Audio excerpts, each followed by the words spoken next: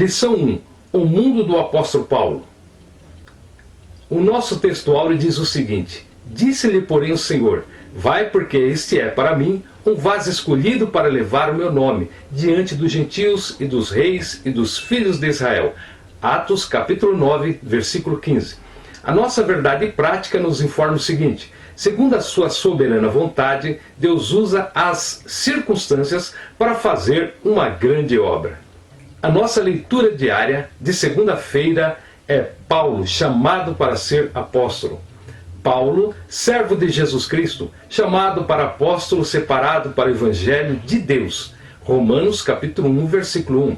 Paulo, chamado apóstolo de Jesus Cristo pela vontade de Deus, e o irmão Sóstenes. 1 Coríntios capítulo 1, versículo 1. Paulo, apóstolo de Jesus Cristo, pela vontade de Deus, aos santos que estão em Éfeso e fiéis em Cristo Jesus. Efésios capítulo 1, versículo 1. Podemos ver, de acordo com esses versículos, que o apóstolo Paulo teve uma chamada diferenciada, pois não teve a chamada feita como a do apóstolo Matias, com a concordância e sorteio dos apóstolos e participação da igreja. Como é feita também nos dias de hoje, os obreiros são separados e reconhecidos e apresentados à igreja pelo ministério da igreja. O apóstolo Paulo foi escolhido diretamente por Cristo, pela vontade de Deus.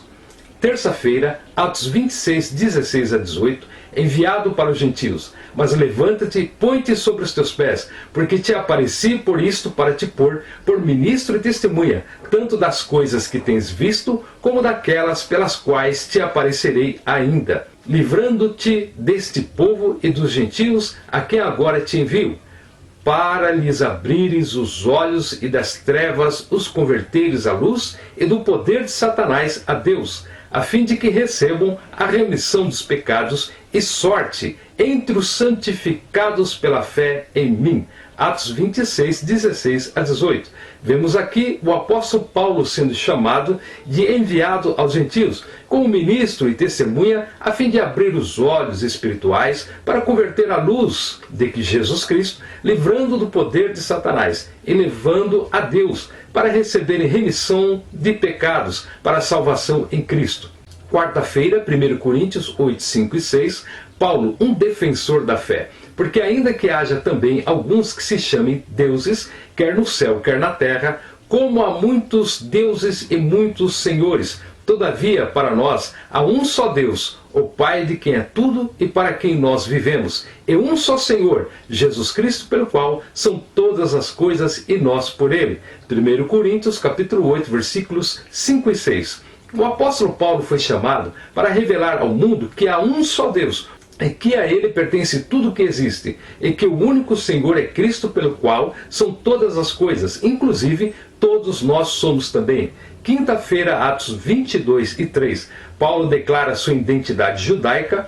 Quanto a mim, sou varão judeu, nascido em Tarso da Cilícia, mas criado nesta cidade aos pés de Gamaliel, instruído conforme a verdade da lei de nossos pais, zeloso para com Deus, como todos vós hoje sois. Atos 22 e 3. O apóstolo Paulo nasceu em Tarso, na Cilícia, mas foi criado em Jerusalém aos pés do mestre Gamaliel. Portanto, aprendeu a zelar e a cumprir a lei desde criança. Sexta-feira, Gálatas 1 e 14. Seu zelo pela região judaica. E na minha nação excedi em judaísmo e muitos da minha idade, sendo extremamente zeloso das tradições de meus pais. Gálatas capítulo 1 e versículo 14. O apóstolo Paulo era zeloso pela religião judaica, mas não tinha entendimento, por isso era capaz de torturar e matar por causa da religião. Este é o perigo da religiosidade cega e sem Deus. Não produz vida e traz morte.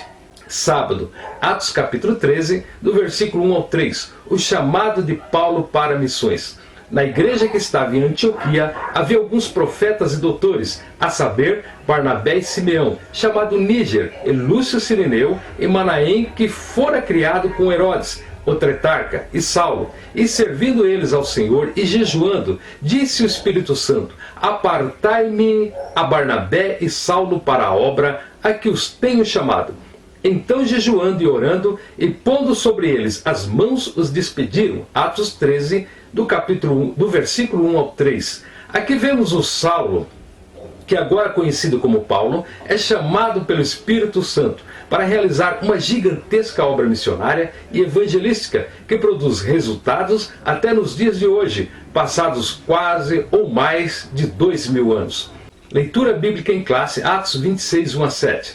Depois Agripa disse a Paulo: permites-te que te defendas? Então Paulo, estendendo a mão em sua defesa, respondeu: tenho-me por venturoso, ó rei Agripa, e que perante ti me haja hoje de defender de todas as coisas de que sou acusado pelos judeus. Mormente, sabendo eu que tens conhecimento de todos os costumes e questões que há entre os judeus, pelo que te rogo que me ouças com paciência. A minha vida, pois, desde a mocidade, qual haja sido desde o princípio em Jerusalém, entre os da minha nação, todos os judeus a sabem, sabendo de mim, desde o princípio, se o quiserem testificar, que conforme a mais severa seita da nossa religião vivi fariseu, e agora, pela esperança da promessa que por Deus foi feita aos nossos pais, estou aqui e sou julgado, a qual as nossas 12 tribos esperam chegar, servindo a Deus continuamente noite e dia. Por esta esperança, ó rei Agripa, eu sou acusado pelos judeus. O assunto desse trimestre é a vida do apóstolo Paulo. Para compreendê-lo melhor, veremos como era o mundo que o apóstolo Paulo atuava. Por isso, o texto áureo desta lição apresenta como Paulo foi vocacionado para levar o nome de Jesus diante dos gentios. Disse-lhe, porém, o Senhor: vai, porque este é para mim um vaso escolhido para levar o meu nome diante dos gentios e dos reis e dos filhos de Israel. Atos 9 e 15. O mundo de Paulo no Império Romano. Entendendo a origem de Paulo. Há poucas informações concretas acerca da vida cronológica de Paulo, como sua data de nascimento, formação cultural e religiosa. Geograficamente, Paulo era um nome romano, era natural de Tarso, capital da Cilícia, que ficava às margens do rio Cídnus, na Ásia Menor. Sobre o seu nascimento não temos data precisa, talvez tenha ocorrido no ano 5 a.C. Dessa forma, quando nosso Senhor foi crucificado, Paulo poderia ter entre 30 e 35 anos de idade. A geografia do mundo de Paulo. Geograficamente, o mundo gentílico estava sob o domínio do Império Romano. Naqueles dias, entre o ano 33 e 35 d.C., o imperador era Tibério. A dimensão geográfica do Império Romano permitia excelentes possibilidades de viagens missionárias. Segundo informes da história, a malha viária abrangia em torno de 300 mil quilômetros, sendo que 90 mil quilômetros apresentam condições excelentes para viajar. As estradas do Império, bem como as vias, a porta marítima, foram de grande importância para a expansão da fé cristã. Pelo Espírito Santo, o apóstolo percebeu as oportunidades incríveis para a disseminação do Evangelho no Império. Ele usou todos os meios possíveis de transportes da época, inclusive navios pelas vias marítimas, nas quais sofreu naufrágio e enfermidades. Assim, a geografia do mundo paulino tem papel essencial para a plantação das primeiras igrejas. Por isso, devemos pensar nas oportunidades que Deus nos dá para a eficiência da evangelização urbana e do campo. Paulo, chamado para os gentios. Atos 9 mostra que, em sua infinita sabedoria e presciência, Deus separou Paulo e o chamou a partir de uma experiência espiritual impressionante, bem diferente dos demais apóstolos, para levar o nome de Jesus ao mundo gentílico, conforme Atos 9,15. Ele soube que seu apostolado não se daria em Jerusalém, que já tinha Pedro, Tiago, o irmão do Senhor, e João, além de outros apóstolos que ainda não haviam se espalhado pelo mundo. Por isso, Atos 26 menciona o testemunho pessoal do apóstolo perante o rei Agripa. Mas levanta-te e põe-te sobre os teus pés, porque te apareci por isto, para pôr ministro e testemunha dos gentios, a quem agora te envio, de acordo com Atos 26, 16 e 17. Enquanto os apóstolos de Cristo restringiam-se a anunciar Jesus aos judeus, nosso Senhor convocava Paulo de maneira dramática para ser apóstolo entre os gentios. Nosso Senhor continua a chamar pessoas para o ministério. Precisamos estar sensíveis à voz do Espírito Santo que está nos chamando constantemente. No estudo bíblico As Origens do Apóstolo Paulo, editora Betel, nós vamos saber um pouco mais sobre o nome do apóstolo Paulo. O judeu natural de Israel costumava ter o nome seguido pelo nome do seu pai. Por exemplo, Jesus, filho de José, Lucas 3, 23. Tiago, filho de Zebedeu, Mateus 4, 21. Zacarias, filho de Baraquias, Mateus 23 e 35. Em outros textos também é indicada a linhagem tribal ou o seu ancestral proeminente, conforme Mateus 15, 22. Porém, todo judeu da diáspora, pelo Império Romano afora, tinha dois nomes, um em hebraico e outro em latim ou grego também. O apóstolo dos gentios era possuidor de dois nomes, Saulo, o mesmo de Saul, que significa o desejado, e um nome latino, Paulus, que significava pequeno. Agora, o local de nascimento do apóstolo Paulo. Oportunamente, Saulo exibia com muito orgulho a sua origem natalícia em seu testemunho pessoal, de acordo com Atos 21 e 39. Para ele era uma glória proceder de Tarso para um centurião ou tribuno romano algo cobiçado, pois ser de Tarso lhe conferia automaticamente o direito de cidadania romana por nascimento, o que era conseguido por alguns com grande soma de dinheiro. Geograficamente, a cidade de Tarso se localizava na Cilícia, que nos dias de Paulo pertencia à Síria, por ter sido anexada por meio de Roma. Tarso era um lugar de belas paisagens, com um centro comercial muito próspero, era uma cidade portuária com grande movimentação de mercadorias e de pessoas. Paulo respondeu, em Atos 21 e 39, sou judeu, cidadão de Tarso, cidade importante da Cilícia, permite-me falar ao povo. Paulo informou a Cláudio Lísias que nascera em Tarso, uma importante cidade que ficava na Cilícia. O seu desejo era válido, portanto, a fama que essa cidade tinha devido à sua cultura e erudição, as suas inscrições traziam a seguinte inscrição: metrópole autônoma, ou seja, cidade independente, já que esse governo próprio lhe fora outorgado pelas autoridades romanas. Júlio César dera aos habitantes de Tarso da Cilícia todos os direitos e privilégios da cidade romana. Atos 22, 27 e 28. O comandante dirigiu-se a Paulo e perguntou, diga-me, você é cidadão romano? E ele respondeu, sim, sou. O comandante já poderia estar seriamente comprometido, porquanto era reputado um crime até mesmo amarrar um cidadão romano, segundo já se fizera com Paulo. Porém, a fim de garantir que nenhum outro problema em potencial fosse criado, ele se sentia na obrigação de averiguar pessoalmente se era correta a informação que acabara de dar ao centurião. Tarso era o que se chamava de Urbis Libera, cidade livre. Não era uma colônia romana como era o caso de Filipos. Em Atos 22, 28, então o comandante disse, eu precisei pagar um elevado preço por minha cidadania. Respondeu Paulo, eu a tenho por direito de nascimento. Cláudio Lísias, o comandante, provavelmente, era um grego que apenas recentemente obtivera a cidadania romana. E isso pode ser deduzido pelo fato de que os cidadãos recentes, com frequência, adotavam o nome do imperador então reinante, e Cláudio era o nome do imperador reinante de Roma. Messalina, ou seja, Valéria Messalina, também conhecida somente como Messalina, foi uma imperatriz consorte romana, terceira esposa do imperador Cláudio. Ela era também prima pelo lado do pai de Nero, prima de segundo grau de Calígula e sobrinha bisneta de Augusto, que era também um imperador romano. Messalina era poderosa e influente, com uma reputação de ser promíscua. Esposa do imperador Cláudio, costumava vender títulos de cidadania romana por grandes somas de dinheiro. E por causa desse exemplo real, o costume se generalizou. O nome Messalina significa mulher cujos costumes são considerados dissolutos, mulher considerada libertina e imunda. Exuberância de Tarso. Por tornar-se uma célebre cidade, nos dias de Paulo, era considerada uma cidade cosmopolita. Seus habitantes eram procedentes de vários lugares do império.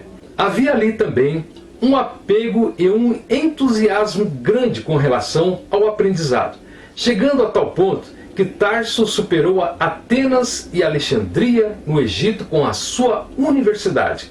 Portanto, era uma cidade com forte influência grega e muito ligada à filosofia, principalmente estoica. O estoicismo foi uma das correntes filosóficas do helenismo mais influentes da antiguidade. Essa escola de pensamento originou-se na cidade grega de Atenas, próximo ao ano 300 a.C. Embora seu fundador, Zenon, tenha sido um estrangeiro natural de Sítio, atual Lárnaca, na ilha de Chipre, o nome dessa escola originou-se do local em que esse pensador se reunia com seus discípulos, a saber, um pórtico do espaço público destinado à discussão política em Atenas, a Ágora. Em todas as suas três fases, a herança socrática é evidenciada. Em Tarso, muitos dos seus habitantes eram tecelões e faziam tendas a partir de um tecido grosseiro fabricado com pelo de cabra. E tudo indica que Paulo aprendeu tal profissão ali. Escola estoica. No grego estoikoi, os filósofos epicureus e estoicos são mencionados uma única vez em toda a Bíblia, em Atos 17 e 18, quando é indicado que alguns filósofos dessas escolas puseram-se a contender com o apóstolo Paulo em Atenas. Dentre os fatos, os filósofos estoicos também desejavam a ideia da ressurreição do corpo físico. Historicamente, a Cilícia foi uma das primeiras a ser anexada por Roma à Síria. Entretanto, foi através de Marco Antônio que Tarso alcançou o status de cidade independente. Esse direito foi confirmado posteriormente por Augusto em 31 a.C. Tal privilégio possibilitou aos cidadãos ali nascidos o direito da cidadania romana, o que foi conferido a Paulo, se bem que não se sabe a data do seu nascimento, mas calcula-se que Paulo tenha nascido entre 5 e 8 depois de Cristo. Os pais do apóstolo Paulo. Seu pai era fariseu, isso significa que era membro de um grupo religioso em Israel muito rigoroso quanto à lei de Moisés e os costumes dos antepassados, de acordo com Atos 23 e 6. Como vários fariseus daquela época tinham seu próprio negócio, era possível que o pai do apóstolo Paulo fosse um homem assim também, pois pôde financiar os estudos do filho em Jerusalém. O de natureza superior, quando este ainda era muito jovem. Como todo pai dedicado, queria posicionar bem o filho na sociedade judaica da sua época. Não há qualquer registro do nome do pai e da mãe de Paulo. Mas seria o menino Saulo filho único? Claro que não, pois tinha também uma irmã, provavelmente mais velha. E esta irmã do apóstolo Paulo, ela morava em Jerusalém e tinha um filho jovem, na época em que estava preso na fortaleza de Antônia, o apóstolo Paulo. Foi exatamente esse moço, o seu sobrinho, que o livrou da morte através da informação sigilosa de uma conspiração dos judeus para tirar-lhe a vida durante o seu translado para Cesareia, de acordo com Atos capítulo 23, versículos 16 a 24. Outros parentes. Na carta de Paulo aos Romanos, capítulo 16, nas saudações finais, dentre as 36 pessoas mencionadas, 3 são apontadas como parentes seus quando diz: saúda Andrônico e Júnia, meus parentes, versículo 7. E em seguida ele escreve: saudai meu parente Herodião, no versículo 11. Daí se conclui que, além de ter parentes, eles eram fiéis que pertenciam à igreja que estava em Roma. Cremos que a partir da sua conversão, muitos vieram a se converter depois, ainda que não tenha sido resultado do seu trabalho direto, pois o cristianismo se espalhou no mundo antigo e chegando também a Roma rapidamente. O fato em si de pertencer à descendência de Abraão, de ser benjamita, de ser circuncidado, Era para Paulo de Tarso um orgulho do ponto de vista religioso e do ponto de vista social, chegava a ser uma ostentação. Mas depois de convertido a Cristo Jesus, o que era reputado por ganho passou a ser considerado perdido por amor ao Filho de Deus, como escória e algo sem sentido, no afã de conquistar Cristo cada vez mais. Porém, isso só aconteceu depois da sua conversão. Um verdadeiro encontro com Deus nos traz mudanças indeléveis, tanto no pensar quanto no agir. Evangelho sem transformação é apenas uma religião sem vida. O mundo cultural de Paulo. A língua mundial daqueles dias era o grego. Para o povo judeu, o hebraico e o aramaico eram línguas nativas. Entretanto, apesar de a Palestina e todos os demais países do Médio Oriente estarem sob a autoridade do Império Romano, prevaleceu a língua do grego koiné, exatamente, grego koiné, possibilitada pela infraestrutura de comunicação do Império. O grego koiné, o koiné, era uma língua popular muito difundida na época. O Novo Testamento foi escrito exatamente no grego koiné, que era um grego popular.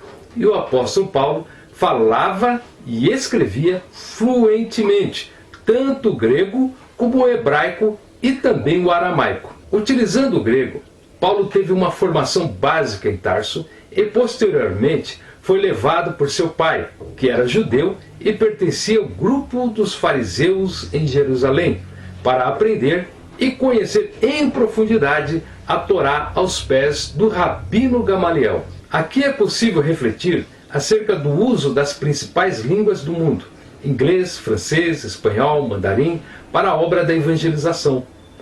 O mundo cultural do apóstolo Paulo. O Império Romano respeitava a diversidade religiosa, desde que se respeitassem os deuses do Império. Em Roma, havia os cultos a entidades gregas como Eleusis. Na antiguidade grega, realizavam-se na cidade os mistérios de Eleusis, que eram ritos de iniciação ao culto das deusas agrícolas Deméter e Perséfone. Eram considerados os rituais de maior importância entre todos os que celebravam na antiguidade. O seu nome tem origem no fabuloso herói Eleusis. Era considerado filho de Mercúrio. Mercúrio é o deus romano encarregado de levar as mensagens de Júpiter. Nasceu em Cilene, monte de Arcádia. Os seus atributos incluem uma bolsa, uma sandália, um capacete com asas, uma varinha de côndon e um caduceu. E também Daíra, filha de Oceano. Oceano, na mitologia grega, é o filho primogênito de Urano, céu, e Gaia, terra, portanto, os mais velhos dos titãs. Era o deus das águas correntes, do fluxo e do refluxo, e a origem de todas as massas líquidas e fontes de águas doces do mundo. Também Dionísio, Dioniso, é o deus grego do vinho, das festas, e um dos mais importantes deuses da mitologia grega. Além de ter os conhecimentos de preparação do vinho, ele possuía o poder de criar drogas poderosas. Dionísio é considerado também o deus grego da natureza, da fecundidade, da alegria e do teatro. Inspirador da fertilidade, ele também é chamado de deus da libido e na mitologia romana seu nome é Baco. Também Atis. Atis, em grego clássico, era uma deidade nas mitologias frígia e grega. Seus sacerdotes eram eunucos, como explicado por mitos de origem referentes a Atis e sua castração. Era um deus de vegetação e em sua automutilação, morte e ressurreição, ele representa os frutos da terra que morrem no inverno para subir novamente na primavera, e que se integravam com divindades egípcias como Osíris, o deus do além. Osíris é conhecido como o deus dos mortos, além de ser a divindade da vegetação, do julgamento e do além. E também Ísis. A deusa Ísis é uma das principais divindades da mitologia egípcia. Embora seu culto transcenda as fronteiras do Egito e se estenda por todo o universo greco-romano, chegando inclusive às terras nas quais atualmente se localiza a Alemanha. Serapis. Serapis foi um deus criado por Ptolomeu I Sóter, primeiro faraó da dinastia Lágida, em 305 a 30 a.C., como deus guardião dos novos soberanos e da cidade de Alexandria, bem como as divindades orientais. Também Mitra. Mitra é o deus da sabedoria, dos contratos e da guerra na mitologia indo-ariana da Índia, Pérsia e Anatólia. E Asclépio, ou Esculápio. Esculápio é a derivação em latim do nome do deus grego Asclépio, filho do deus Apolo, com a mortal Coronis. A lenda conta que ele foi criado pelo centauro Quiron, que o educou na arte das ervas medicinais e das cirurgias. Se tornou, portanto, o deus mais apropriado no panteão para os doentes e desesperados, uma divindade de cura. Havia divindades da Ásia Menor sob o domínio do Império em Éfeso, Colossos e Corinto, tais como Diana. Na mitologia romana, Diana era uma deusa virgem, era a divindade da lua, da caça, protetora da natureza, dos animais, das mulheres e das meninas. De acordo com os mitos romanos, Diana era filha de Júpiter, deus do dia, e Latona, deusa do anoitecer. Diana era a correspondente da deusa Artemis, da mitologia grega. Artemis, ou Ártemis, Artemisa ou Artemísia, é a deusa grega ligada à vida selvagem e à caça. Mais tarde também se tornou associada à lua e à magia. Era filha de Zeus e Leto e irmã gêmea do Apolo. Seu equivalente romano foi Diana e outras mais. Essa diversidade religiosa acabou facilitando a propagação do nome de Jesus pregado pelo apóstolo Paulo. A realidade atual das diversidades culturais e religiosas pode abrir caminhos para que, de maneira inteligente, evangelizemos o mundo, nos termos do apóstolo Paulo, no Areópago de Atenas, em Atos 17, de 15 a 34. O apóstolo Paulo angustiou-se da idolatria dos atenienses, assim ele pregava nas sinagogas, onde se reuniam os judeus aos sábados para estudar a palavra de Deus e cultuar a Deus, e também aos filósofos e sábios gregos nas praças, e teve a oportunidade de pregar no Areópago, que era o tribunal de justiça ou conselho, célebre pela honestidade e retidão no juízo, que funcionava a céu aberto no outeiro de Marte, antiga Atenas, desempenhando um papel importante em política e assuntos religiosos. A partir do altar ao Deus desconhecido, ele apresentou o Deus Todo-Poderoso. A influência da filosofia grega. Nesse mundo religioso havia influência filosófica grega. Essencialmente, o Império Romano era politeísta e Paulo referiu-se a isso em 1 Coríntios 8:5. A influência filosófica grega, especialmente do gnosticismo. Gnosticismo vem da palavra grega gnosis, que significa conhecimento. Muitos helenistas vangloriavam-se de possuir uma sabedoria muito mais profunda do que a revelada nas Escrituras, e era privilégio de poucos. Eles consideravam a matéria má em si, razão porque um Deus santo não a poderia ter criado. Os anjos, diziam eles, eram os criadores da matéria. Um Deus puro não se comunicava diretamente com um homem pecador, mas por meio de uma cadeia de anjos intermediários que formavam uma espécie de escada. Era muito forte e acabou influenciando o pensamento de muitos cristãos daqueles dias. Os líderes da igreja da época tiveram de refutar com veemência as teorias do gnosticismo, cujos adeptos queriam misturá-las com a doutrina pura de Cristo. Naturalmente, pelo fato de ter vivido naquele mundo, Paulo teve de fortalecer a doutrina cristã sobre Deus, sobre fé, sobre Jesus, sobre o Espírito Santo, sobre a graça e sobre a salvação. O apóstolo, indiscutivelmente, se tornou o grande defensor do Evangelho de Cristo. Como proclamadores do Evangelho, devemos pensar em estratégias a fim de que nossos jovens e adolescentes, bem como a maturidade cristã, possam expressar a razão da fé com mansidão e temor diante daqueles que ainda não são crentes, de acordo com nos ensinou o apóstolo Pedro em 1 Pedro capítulo 3 e versículo 15. À medida que o cristianismo se expandia no mundo romano, a igreja primitiva enfrentava muitas questões e desafios novos. Os pais escreveram e ensinaram individualmente em reuniões de concílios, no esforço de responder a essas questões. Muitas de suas soluções ainda formam um fundamento essencial para a reflexão teológica, a organização da igreja e a vida cristã. Entre as contribuições da igreja primitiva para a formação de uma cosmovisão cristã, 4 áreas foram particularmente importantes.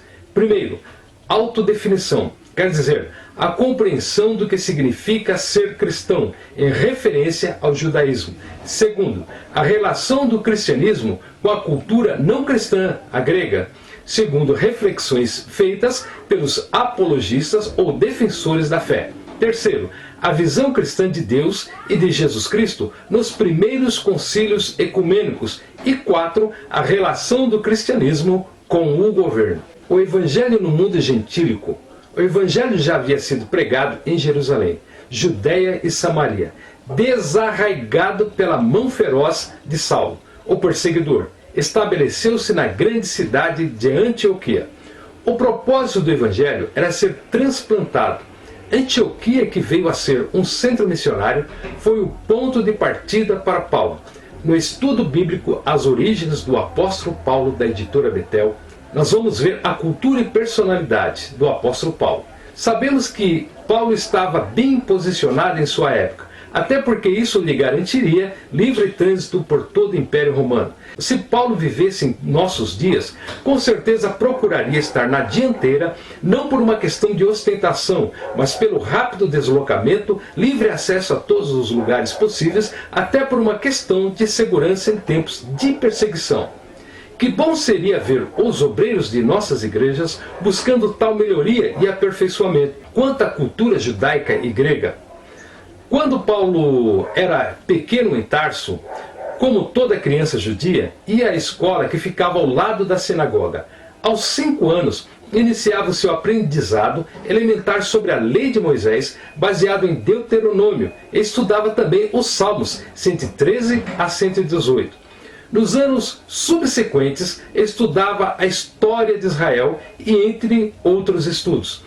Aos 12 anos, tinha que aprender aos pés de um rabino uma série de preceitos orais e divinos. Essa fase pode ter acontecido tanto em Tarso quanto em Jerusalém, pois ele se mudou para lá ainda bem novo, como ele mesmo chegou a dizer em Atos 22 e 3. Mas criei-me nesta cidade, Jerusalém. Posteriormente, Paulo fez o seu curso superior aos pés de Gamaliel, renomado mestre da sua época, como ele mesmo testemunhou. Aqui foi instruído aos pés de Gamaliel.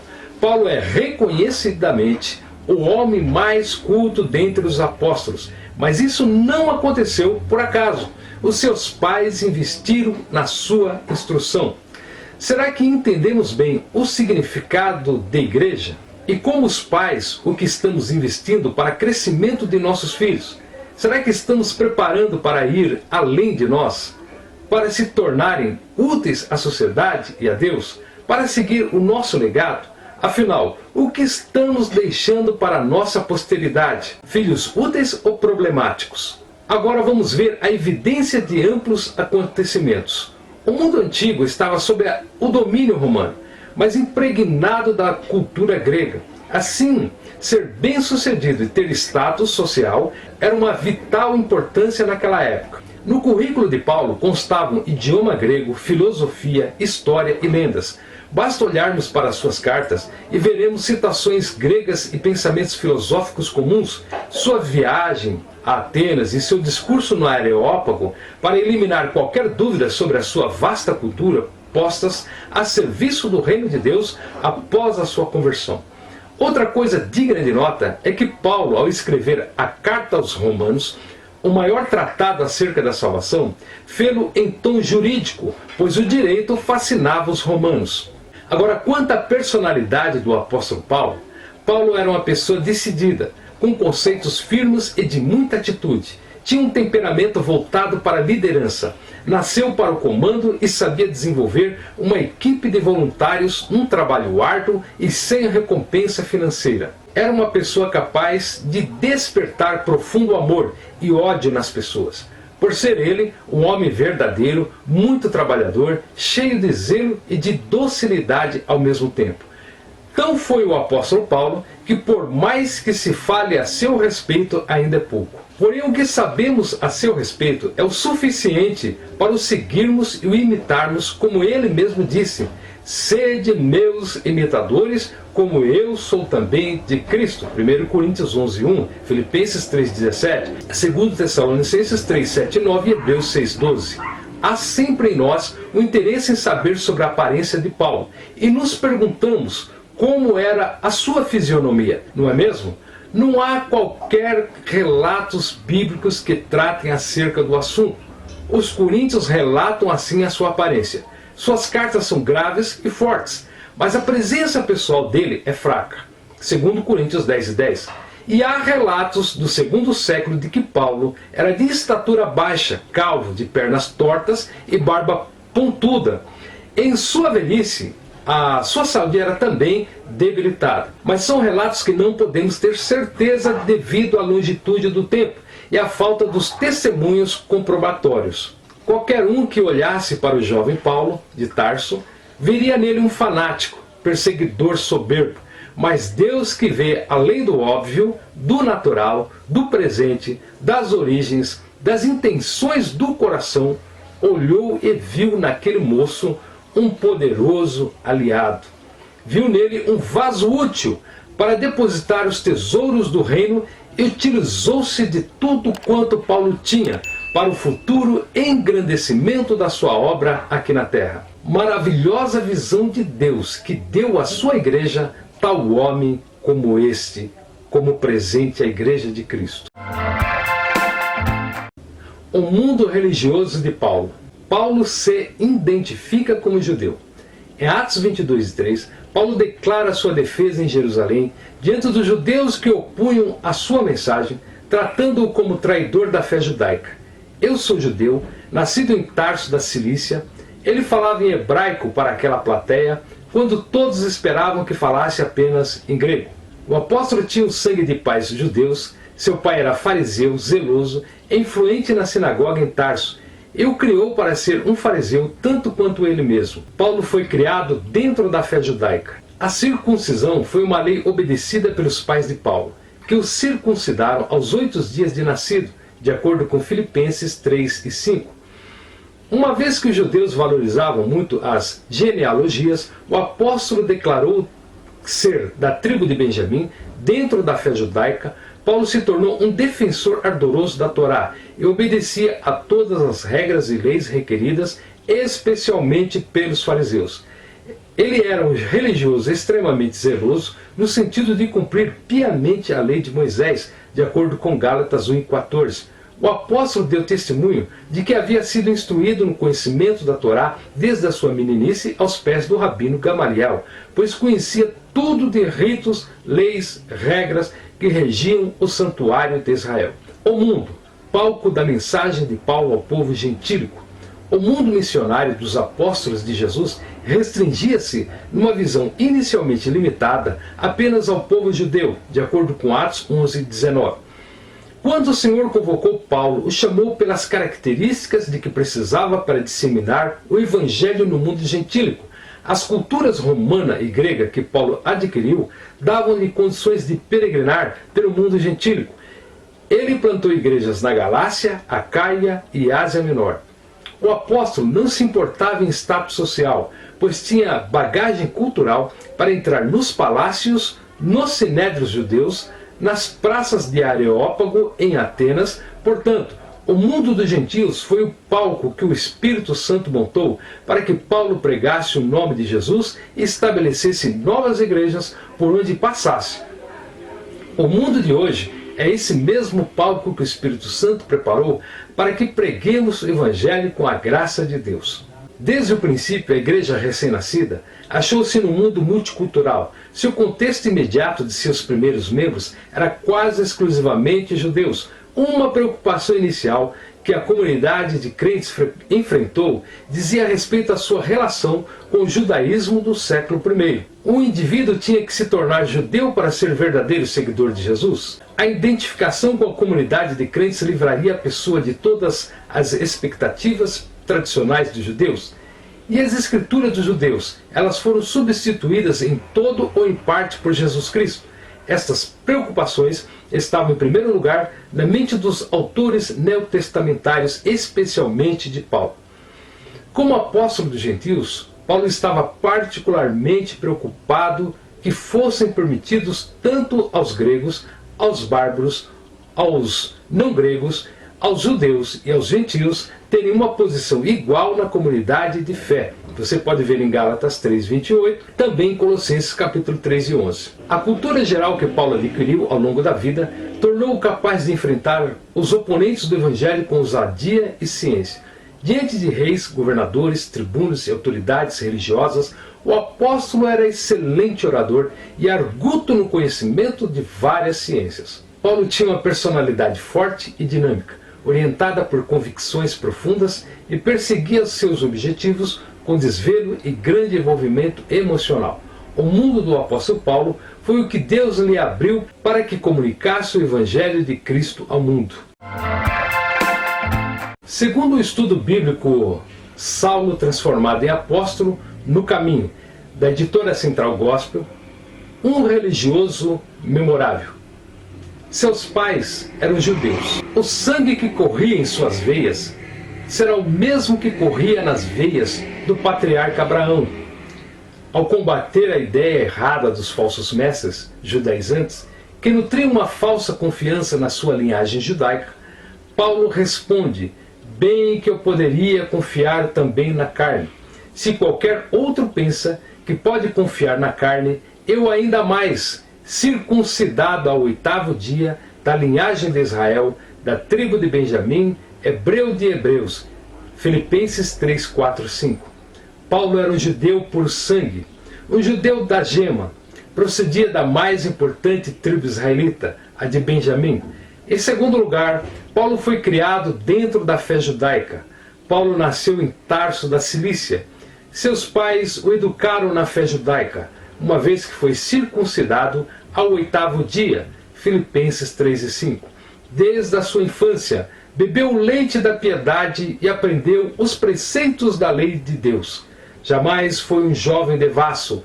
O zelo sempre ardeu em seu peito. Seu propósito em servir a Deus foi o vetor que governou a sua vida. Dominava com grande desenvoltura o conhecimento da lei e as opiniões mais importantes dos grandes mestres da época. Ele se destacava dentro do judaísmo. Chegou a mesmo a declarar: e na minha nação, quanto ao judaísmo, avantajava-me a muitos da minha idade, sendo extremamente zeloso das tradições dos meus pais. Gálatas 1 e 14. Em terceiro lugar, Paulo foi educado em Jerusalém aos pés de Gamaliel. Perante grande multidão em Jerusalém, Paulo dá o seu testemunho: criei-me nesta cidade e aqui fui instruído aos pés de Gamaliel, segundo a exatidão da lei de nossos antepassados, sendo zeloso para com Deus, assim como todos vós o sois no dia de hoje. Atos 22 e 3. Jerusalém era a cidade santa. Lá estavam os escribas e doutores da lei. Lá estavam o templo e os sacrifícios. Lá estavam a lei e as cerimônias. Lá estavam os sacerdotes e os rabinos. Lá estava o sinédrio. Essa cidade transpirava a religião. Tudo girava em torno do sagrado. Na cidade de Davi, Paulo foi instruído aos pés de Gamaliel, o maior e o mais ilustre rabino daquela época, homem culto, sábio e piedoso.